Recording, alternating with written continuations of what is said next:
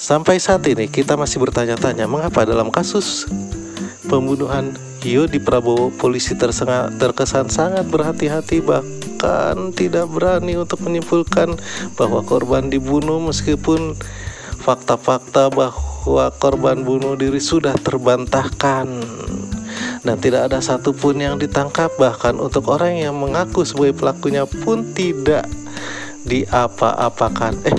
Bukan tidak diapa-apakan, kan udah diperiksa. Ini berbeda dengan kasus-kasus lainnya yang biasa ditangani oleh kepolisian, seperti Pak Sarpan yang disiksa, atau korban-korban salah tangkap lainnya, atau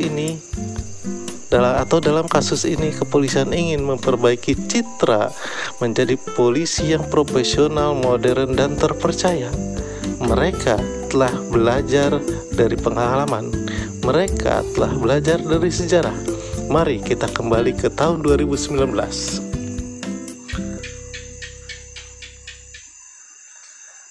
Tahun 2013, 6 pengamen di Cipulir, Jakarta Selatan pada tahun 2013 silam menjadi korban salah tangkap unit Jatanras Polda Metro Jaya. Unit Jatanras masih satu atap dengan Direktorat Reserse Kriminal Umum Polda Metro Jaya. Mereka yakni Andro Suprianto, Nurdin Prianto, Fikri Pribadi, Fatahillah, Arga atau Ucok, dan Pau dituduh sebagai pelaku pembunuhan terhadap seorang pengamen bernama Diki di kolong jembatan Cipulir ketika itu. Kepastian mereka korban salah tangkap usai Mahkamah Agung dalam putusan kasasinya menyatakan Andro dan teman-teman tidak terbukti bersalah dalam pembunuhan Diki. Kini, atas kesalahan polisi dalam memproses hukum mereka, kemudian mereka mengajukan gugatan pra-peradilan ke Pengadilan Negeri Jakarta Selatan.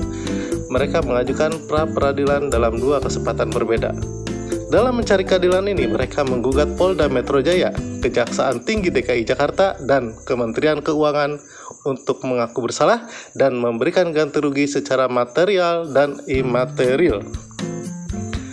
Pengacara publik dari LBH Jakarta, Oki Wiratama, mengatakan Diki diketahui tewas diduga dibunuh pada 30 Juni 2013. Mayat Diki ditemukan oleh ke-6 orang ini di kolong jembatan, tapi justru mereka yang kemudian jadi tersangka. Mereka yang pertama kali menemukan mayat, tapi mereka dituduh. Awalnya jadi saksi di Polda Metro, ujar Oki kepada cnnindonesia.com pada Rabu 17 Juli 2019. Proses hukum kemudian berlanjut dari menjadi saksi ke-6-nya lalu menjadi tersangka. Selama proses hukum ini, mereka diduga kerap mendapat kekerasan fisik. Itulah, dalam kasus Yodi Prabowo juga para saksi takutnya gitu kan. Tadinya saksi, jadi tersangka. Seperti yang diungkapkan oleh Ucok, 19 tahun, yang saat ditangkap masih berusia 13 tahun. 13 tahun. Dia awalnya diminta kepolisian untuk menjadi saksi dan diiming-imingi sejumlah uang. Namun justru dia mengalami penganiayaan dan dipaksa untuk mengaku telah membunuh Diki. Ucok menambahkan, temannya Fikri yang dulu saat ditangkap berusia 17 tahun juga mengalami perlakuan serupa. Dia dipaksa mengaku sebagai pelaku pembunuhan. Jika tidak mengaku, maka akan dipukuli atau kekerasan lainnya.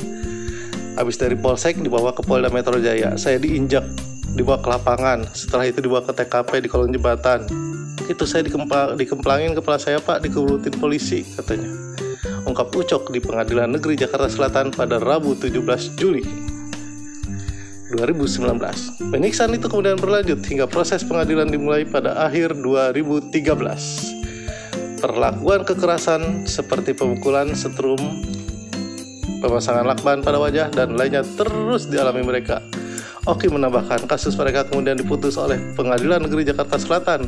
Majelis hakim mengetuk palu ke-6-nya terbukti bersalah melakukan pembunuhan terhadap Diki. Akhir tahun 2013 akhirnya diputus di Pengadilan Negeri Jakarta Selatan. Putusannya terbukti bersalah, kata Oki, sang pengacara. Oki menjelaskan berkas perkara kemudian dipisah menjadi terdakwa dengan umur dewasa, yakni Andro dan Nurdin serta Fikri Fatahillah. Ucok dan Pau dengan status terdakwa di bawah umur. Jadi yang dewasa Andro dan Nurdin, Fikri, Fatahillah, Ucok, dan Pau statusnya di bawah umur. Kemudian Setelah putusan itu, lanjut Oki, LBH Jakarta mengajukan banding ke Pengadilan Tinggi DKI Jakarta, namun putusan Pengadilan Tinggi DKI justru menguatkan putusan pada tingkat pertama bahwa mereka tetap bersalah. Arah angin kemudian berubah ketika perkara masuk di tingkat kasasi. Majelis Kasasi Mahkamah Agung memutus berbeda dengan dua putusan sebelumnya. Majelis Kasasi justru menyatakan keenamnya bukan pelaku pembunuhan dan dibebaskan dari jerat hukum.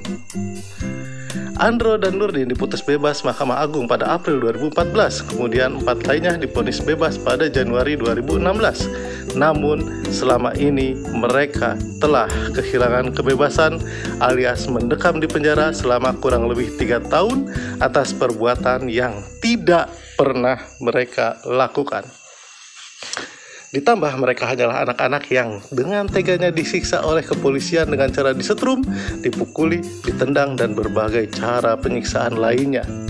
Tambah Oki menjelaskan lebih jauh Andro dan Nurdin yang lebih dulu bebas menjadi kemudian fokus bersama LBH Jakarta dan mengajukan sidang pra-peradilan permohonan ganti rugi kepada Polda Metro Jaya, Kejati DKI, dan Kementerian Keuangan. Di tahun 2016, Pengadilan Negeri Jakarta Selatan menetapkan Andro dan Nurdin berhak mendapatkan ganti rugi masing-masing 36 juta rupiah. Kecil ya, di penjara 3 tahun dapat 36 juta, rugi gue mah. Sedangkan baru pada tahun ini LBH Jakarta bisa mengajukan permohonan pra-peradilan ganti rugi untuk keempat lainnya, yakni Fikri, Fathahilah, Ucok, dan Pau. Mereka menuntut pembayaran ganti rugi sebesar 750,9 juta rupiah.